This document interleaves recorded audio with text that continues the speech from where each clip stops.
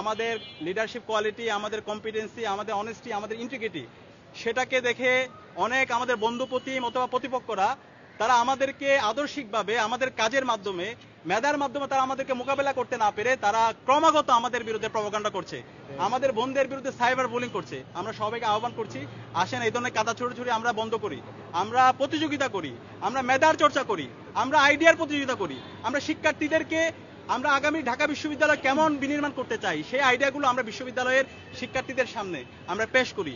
এগুলো না করে আমরা যারা প্রার্থীরা আছে আমরা যদি এভাবে আচরণবিধি লঙ্ঘন করি তাহলে এর মাধ্যমে আমাদের নির্বাচনের যে উৎসবমুখর পরিবেশ তৈরি হয়েছে সেখানে একটা আচরণবিধি লঙ্ঘন হচ্ছে এবং এর মাধ্যমে শিক্ষার্থীরা এই ধরনের আচরণকে তারা পছন্দ করছে না। তা আমরা আশা করব, আমরা সবাই ঢাকা বিশ্ববিদ্যালয়ের শিক্ষার্থী, ঢাকা বিশ্ববিদ্যালয়ের দিকে পুরো জাতি তাকিয়ে আছে, আমরা এমন কোনো কাজ করব না যে কাজের মাধ্যমে ঢাকা বিশ্ববিদ্যালয় প্রশ্নবিদ্ধ হয়। তো আমরা সবাই ঐক্যবদ্ধভাবে আমাদের জুলাইয়ের যে আকাঙ্ক্ষা, শহীদদের যে আকাঙ্ক্ষা এবং বিশ্ববিদ্যালয়ের শিক্ষার্থীদের যে প্রত্যাশা, সেই প্রত্যাশার আলোকে আমাদের ইস্তেহার তৈরি করি, আমাদের ভালো কাজের প্রতিযোগিতা করি এবং এর মাধ্যমে আমাদের সৎ, দক্ষ, আদর্শ দেশপ্রেমিক যারা আছে তাদেরকে আমরা নির্বাচিত করি। সবাইকে অসংখ্য ধন্যবাদ। Thank you.